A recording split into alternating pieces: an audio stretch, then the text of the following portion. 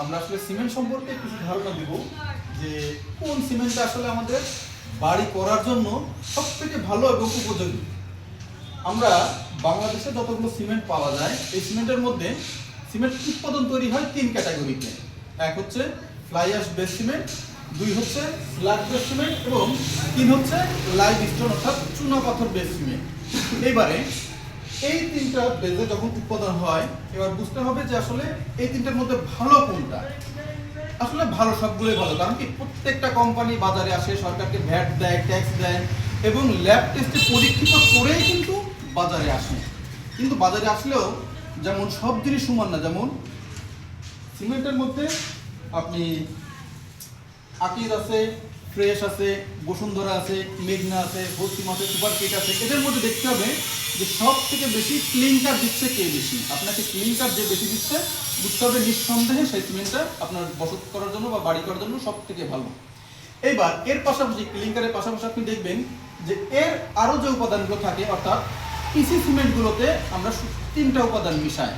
এই তিনটা উপাদানের মধ্যে কেউ দিচ্ছে আপনাকে ফ্লাই অ্যাশ, কেউ দিচ্ছে আপনাকে লাইভ স্টোন এবং কেউ দিচ্ছে আপনাকে আয়রন স্ল্যাগ। এই আয়রন স্ল্যাগ আর লাইভ স্টোন বেস মূলত এই দুটো ক্যাটাগরিকে আমরা একটু ভালো লেভেল বলতে পারি। কেননা যদি আমি বলি যে আপনাদের সিমেন্ট উৎপাদন করতে গেলে অনেক ইঞ্জিনিয়ার বা বুয়েট বা অনেক কিছুতেই বলা হয় যে ফ্লাই অ্যাশটা কাজ করে, অবশ্যই কাজ করে, অবভিয়াসলি কাজ করে। এই কিভাবে কাজ করে তাদের ভাষ্য মতে যে ফ্লাই অ্যাশটা কি করতেছে, আমার ঢালাই দেওয়ার সময় যে ছোট্ট ছোট্ট ছিদ্রগুলো হচ্ছে এই ছিদ্রগুলোকে সেই আমার ফ্লাই অ্যাশটা বন্ধ ব্লক করে দিচ্ছে। এবার আমি যদি বলি তাহলে স্ল্যাগ আয়রন বা লাইভ স্টোন এরা কি কি ওই ছিদ্রগুলো বন্ধ করতে পারতেছে না? অবশ্যই পারতেছে। কিন্তু কি আমরা ফ্লাই অ্যাশটাকে ইতিহাস যদি জানতে চাই যে আসলে এই সিমেন্টের ইতিহাসে ফ্লাই অ্যাশটা যোগ হলো কিভাবে, সর্বপ্রথম আমরা বিদেশ থেকে ইম্পোর্ট করে বাংলাদেশের সিমেন্টটা নিয়ে আসতাম। কিন্তু যখন আমাদের দেশেই সিমেন্ট উৎপাদন শুরু হলো, এই সিমেন্ট উৎপাদন করতে প্রথম কিন্তু কখনোই আমরা ছাই ব্যবহার হতো না। এবং সর্বপ্রথম কিন্তু সিমেন্ট ক্যাটাগরি দুটো, একটা হচ্ছে পিসিসি এবং ওপিসি। বাংলাদেশের সর্বপ্রথম কিন্তু ওপিসি একটাই উৎপাদন হতো, যেখানে কস্ট ছিল অনেক বেশি, উৎপাদন খরচটা ছিল বেশি, মানুষের নাগালের বাইরে যেত। এর পরবর্তীতে আমরা বা সিমেন্ট কোম্পানিগুলোর সিদ্ধান্ত নিয়ে আসলো যে আসলে কি করে কস্ট কমানো যায়। এতে তারা বিভিন্ন উপাদান ব্যবহার শুরু করলো। কেউ দিচ্ছে লাইভ স্টোন, কেউ দিচ্ছে ফ্লাই অ্যাশ এবং কেউ দিচ্ছে আয়রন স্ল্যাগ। এই জন্য বাংলাদেশে যখন কস্ট কমানোর কথা চিন্তা হলো, তখন যে কোনো একটা প্রতিষ্ঠান তারা কি করলো, বিশেষ করে আমাদের পার্শ্ববর্তী দেশ ভারত, ইন্ডিয়া, তাদের জমে যাওয়া উড়ন্ত ফ্লাই অ্যাশগুলো এত পরিমাণে হয়ে গেল যে নদীতে বা নদীর কিনারে ফেলতে ফেলতে প্রায় নদী বুঝে যাওয়া অবস্থায়। তখন তারা কি করলো, যে কোনো একটা কোম্পানি তাদেরকে প্রস্তাব করলো যে ভাই আপনারা বাংলাদেশ থেকে একটা কার্গো পাঠান, আমরা আপনাদের কার্গো ভরে ফ্লাই অ্যাশ দিই। ওই ফ্লাই অ্যাশটা আপনারা ব্যাগে করে, সিমেন্টের ব্যাগে 50 কেজির একটা ব্যাগে আপনারা 10 কেজি করে ফ্লাই অ্যাশ দেন, বাজারে ছেড়ে দেন, এতে আপনার সিমেন্টের কোনো সমস্যা হবে না। ঠিক ওই যে প্রাক্তন ইতিহাস, ঠিক ওই কায়দায় যখন আমরা ভারতে কার্গো পাঠানো হলো, ফ্লাই অ্যাশ আনা হলো, ফ্লাই অ্যাশ ব্যাগে বিক্রি হলো, দেখতেছি আমরা বাহ এ তো বেশ ভালোই লাভ। ঠিক এইভাবে যখন লাভ দেখা শুরু করলো, তখন ভারত আমাকে প্রস্তাব করলো কি যে ভাই আপনি পুনরায় কার্গো, আমরা একদিন তো ফ্রি দিতে, আপনি এবার কার্গো ভাড়াটা দিয়ে পাঠান। কার্গো ভাড়াটা দিয়ে পাঠালে আমাদের একটু সাশ্রয় হয়। এবার যেহেতু আমার লাভ হচ্ছে, আমি কার্গো ভাড়া দিলাম, ভাড়া দিয়ে উৎপাদন সিমেন্টে দেওয়া শুরু করলাম। এবার ভারত দেখতেছে তো একটা ভালো ব্যবসা এবং বাংলাদেশের প্রতিযোগী আরো সিমেন্ট কোম্পানি দেখতেছে এটা তো আসলে খুব ভালো। আমি যদি 50 কেজির একটা বস্তায় 10 কেজি ফ্লাই অ্যাশ দিই, এটা তো আমার সমস্যা হচ্ছে না। কারণ কি আমার 1 কেজি ক্লিনকার হলো আমার বিল্ডিংটা দাঁড়ায় যাবে, আমার বিল্ডিং 1 কেজি ক্লিনকারও দাঁড়াবে, কিন্তু কত দিন দাঁড়াবে বা কত ঘন্টা দাঁড়াবে এটাই হচ্ছে একটা ফ্যাক্ট।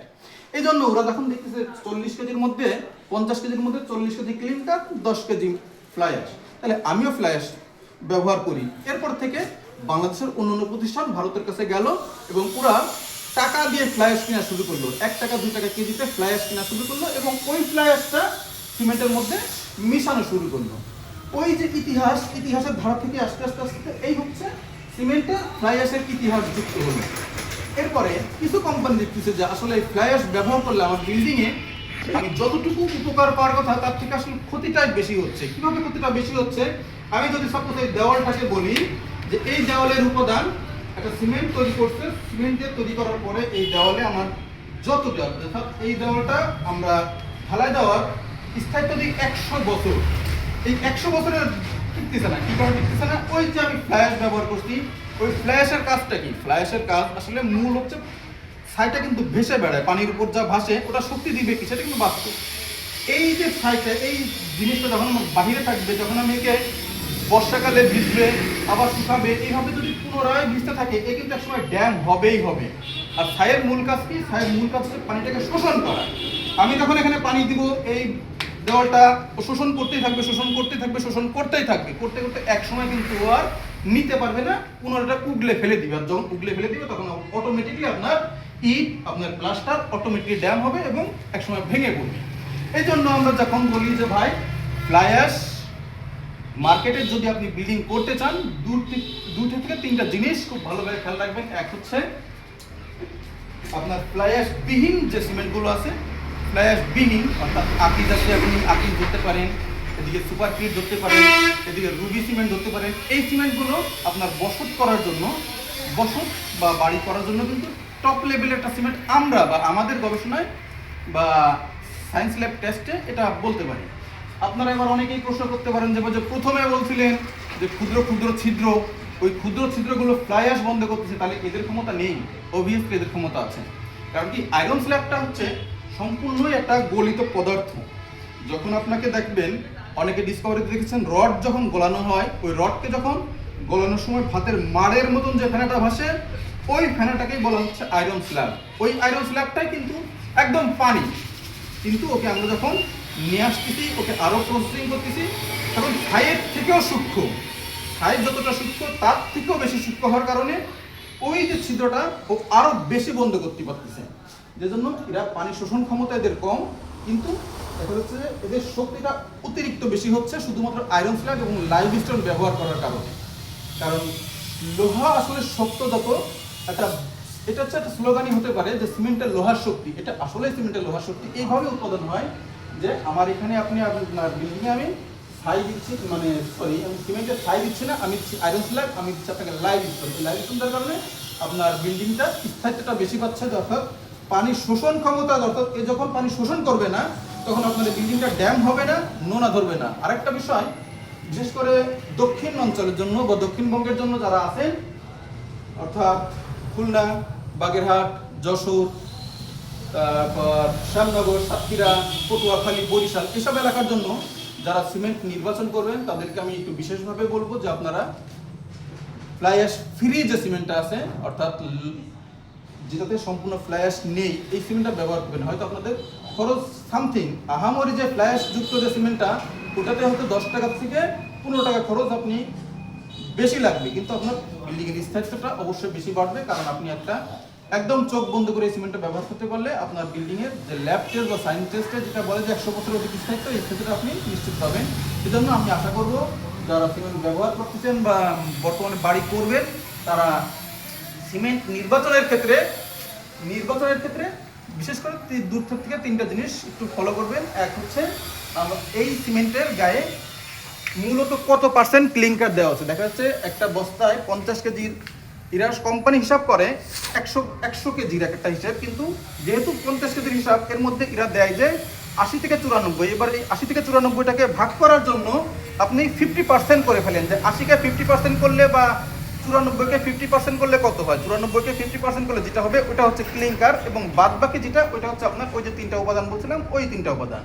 কোনো সিমেন্টে যদি ক্লিংকার বেশি থাকে, মাস্ট বি সেই সিমেন্টের শক্তি এবং ক্ষমতা বেশি, এটা আপনারা মনে রাখবেন। এবং আরেকটা বিষয় যে মেয়াদটা অনেক বেশি ইম্পর্টেন্ট, কারণ উৎপাদন আমাদের সিমেন্টের গায়ে সবসময় লেখা থাকে MFD, ডিসেম্বর 2025, জানুয়ারি 2026, এরকম একটা লেখা থাকে।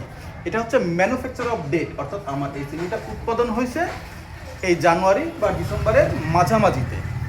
এই জিনিসটা খেয়াল রাখবেন পুরাতন সিমেন্ট। তবে হ্যাঁ, অনেকের ধারণা যে আমার সিমেন্টটা হয়তো এই দিন উৎপাদন হয়েছে, ডিসেম্বর উৎপাদন, জানুয়ারি উৎপাদন শেষ। নো, একটা সিমেন্টের মেয়াদ থাকে 6 মাস, মানে 6 মাসে 50% এর শক্তিটা থাকে, এবং 6 মাস পরে এর যে শক্তি নষ্ট হয়ে যায় তা না, এর শক্তিটা নষ্ট হবে আপনার 3 মাস যখন হবে সিমেন্টের বয়সটা, 3 মাসে 10% সে শক্তি হারায়, এবং 5 মাসে সে 20% শক্তি হারায়, এবং 6 মাসে সে তার 35% শক্তিটা হারিয়ে ফেলে। 6 মাসে একটা সিমেন্ট তার 35 যে শক্তিটা, সেই শক্তিটা 6 মাসে হারায়, কিন্তু পুনরায় 1 বছরও আপনি সিমেন্টটা ব্যবহার করতে পারেন, কিন্তু পূর্ণ শক্তিটা পাবেন না। কিন্তু অনেকের ধারণা যে ভাই আমার ডিসেম্বরের উৎপাদন, জানুয়ারিতে মেয়াদ শেষ, এই কথাটা আসলে সঠিক না। একটা সিমেন্টের মেয়াদ একদম সর্বনিম্ন যদি আমি আসি, আপনি 3 মাস পর্যন্ত এর পূর্ণ শক্তিটা আপনি এই সিমেন্টে পাবেন। এই বলে আমি আমার আসলে আপনাদের বোঝাতে পারছি, এই আমি আশা করছি